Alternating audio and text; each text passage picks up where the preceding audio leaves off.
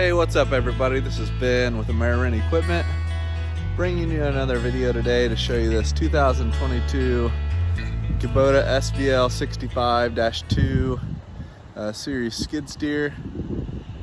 We just got this in. This is October, or actually it's November 10th today. So we ordered this around March. Just got this unit in here. Again, this is the 2022 unit. So I'm going to give you guys a walk around of this unit so you can take a look at, kind of go over some of the finer details of the machine.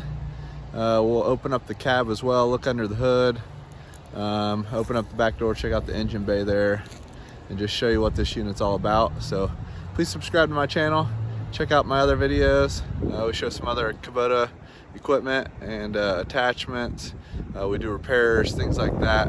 Give us a look and subscribe to our channel, and let's check out this SVL65. Alright guys, so let's do a walk around here of this unit, and I'll just kind of talk about things as I go around the unit. Here you got the ROP system. Nothing's really changed much on this ROP systems. They're the same from 65 up to the 97s. Not much different. LED upper lights there, standard windshield, rolls over your head. Go down the side here to the undercarriage. This is the 12.6 inch wide track unit, so it's the narrow track. They also sell a 15 inch wide track unit as well. This is the narrow track. Pretty nice undercarriage system there. Not much to it, but leaves a nice wide. We like the wide open space there at the top. Makes it easier to clean out the tracks and stuff when you're washing them. Got on the side here, sorry for the sun if it gets a glare on the screen. There's your hydraulic refill. I'll show you where the hydraulic check is too. And on the unit here when we get to that part of it.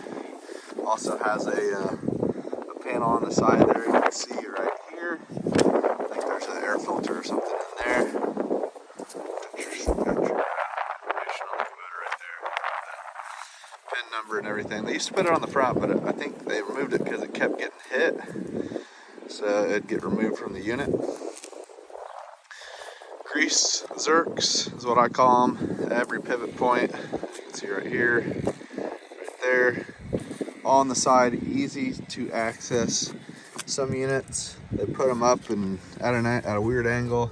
These are all at the side, so it makes it easy to access them. See one down there. Makes it easy to access and grease your unit. They don't hide any from you like some manufacturers do. Come around to the back here. Show you the back side of the unit. Real heavy duty back end. The fins are kind of easy to bend on these units, but they're easy to, we just take a crowbar or something and bend them back down if we need to, if they get hit or something impacted by one of our renters. So lights on the back of the system here. Nice wide window for easy 360 view when you're sitting in the cab. Your fan blower's right underneath there, and then here's the greasable zerk points, as well as maintenance instructions. You basically follow around the circle to the different points, and it tells you how many hours to do each periodic maintenance schedule. So it tells you everything you need to do right there. So let's go ahead and open up this back door. It just has a little latch right here. Tie downs on each corner, right there, so you can bind it down to your trailer. Open up the back door here. And you got your battery right there. Easy to access, plenty of room. Nothing to it there. Got a couple fuse boxes right there you can access. Your engine coolant. You can open up this top lid right here. Trying to get close because the sun's in every shot. Got your air filter, your air filter for the unit there. There's another back there. There's another fuse box there. And then everything's sealed inside these units. So everything's sealed inside here, all the electronics. So if you're washing these things out, you don't damage any of the electronics on here. There's where your grounds are right there. Add engine oil and check your engine oil right there. This radiator can be tilted. At the bottom there, you remove the 2 top bolts there, and then that unit does tilt down so you can access the back side of it there with the fan and all that. And then you have your water separator right here, and I believe there's a cartridge up in here as well. But you got your water separator, your fuel pump, and right there is your fuel filter right behind the water separator. So that's accessible right there. Your hydraulic filter that you change is actually under the hood, and we'll get to that here in just a minute. So walking around, you pretty much have the same thing on this side, except you have your diesel fill here. There's no DEF, as this is a 65 unit, so no DEF fluid on these units. You don't get that till you get to the 75. Come around to the front here to your bucket. And this is a 74-inch. Kubota uses Land Pride for their buckets. I do like the Land Pride buckets. This is an HD 74 with the cutoff, or cutting blade, and the side cutters on each side. I do like that option as well. This is considered a long bottom bucket, so you can see the tip of the bucket when you're inside the cab. Makes it easy for grading, things like that, so you can see where your leading edge is. Come up to the couplers here. They got all hard lines that go up the arm, and then they go to a soft line going to the back there. But they do tuck it on the inside of the arm there, as well as route all the hydraulic lines on that side as well, on the inside of the arm, so it won't get impacted. This is a standard flow unit, so you have a lot of guys don't even know that this is considered a case drain.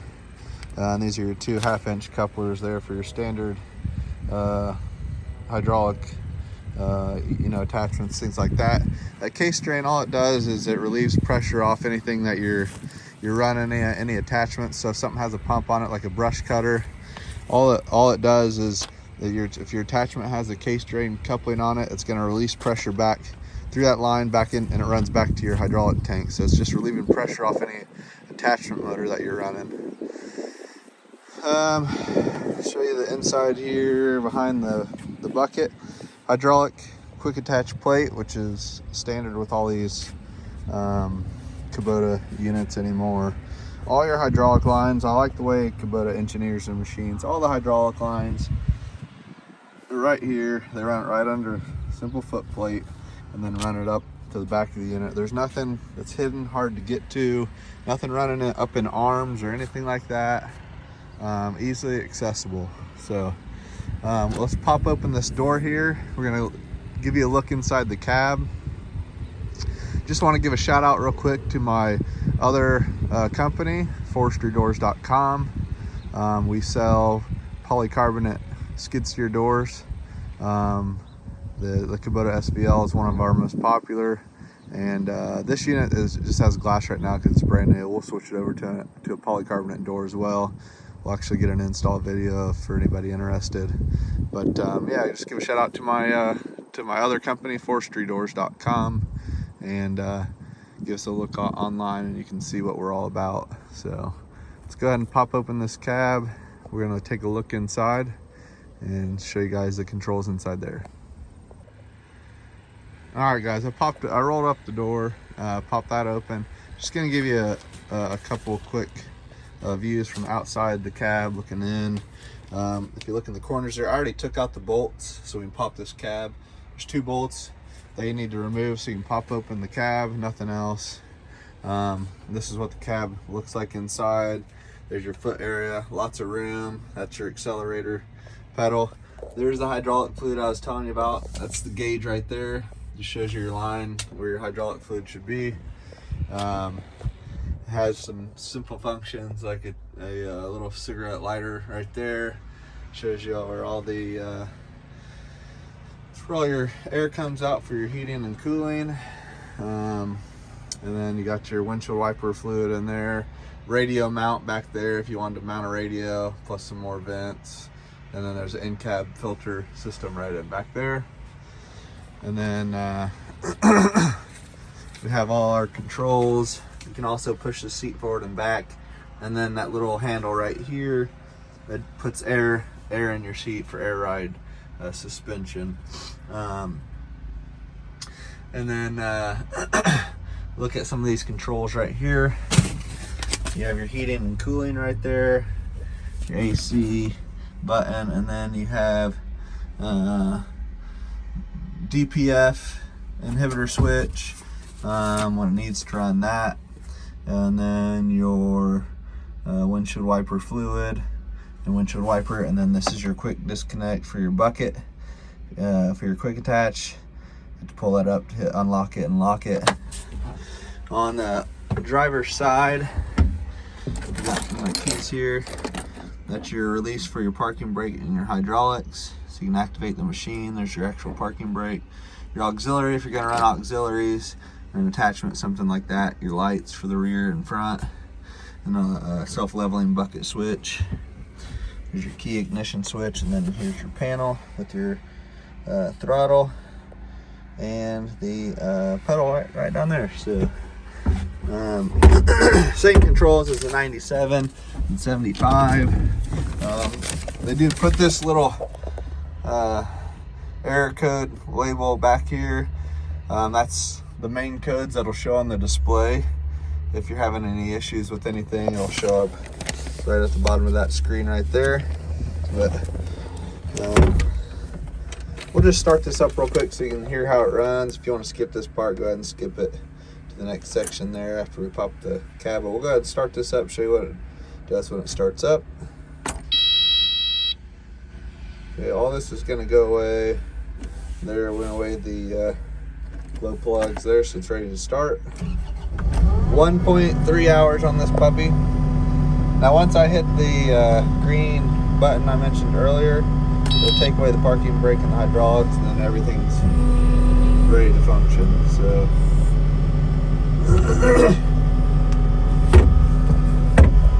let's give a quick listen to the engine here real quick and see how nice this sounds.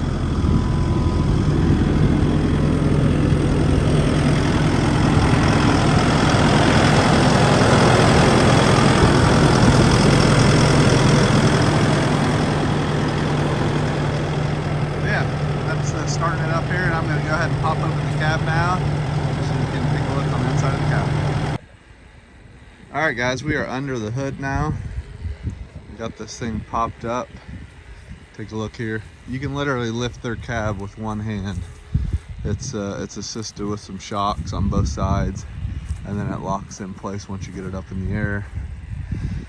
I did an overview of a 97. Basically the same setup in this machine. Looks very identical to the 97, but it gives you access to most of your hydraulic components inside the system.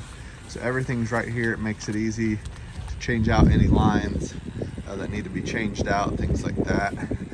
Access to your hydraulic tank, access to your fuel tank. You got your hydraulic pump there with all the lines running off that.